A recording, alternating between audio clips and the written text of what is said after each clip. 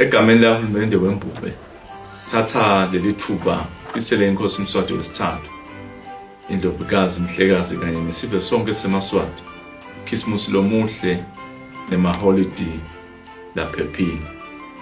Uhulumende wembube ubonga abaholi bayo ngonyama neluthando lwendlovukazi ezweni sukela uqala lo mnyaka loku sesiya kuyophetha. Isaya sahluko 9 livesi lesithupha lithi, ngoba thina sidalelwe umntwana, siphiwe indvodzana, umbuso uyawuba semahlombe akhe. Asigubhe lolu suku ngekubonga sipho sempilo lesingkunaphakade. Kuleti khathi temaholide live liyaye livakashelwe tivakashi letinyenti.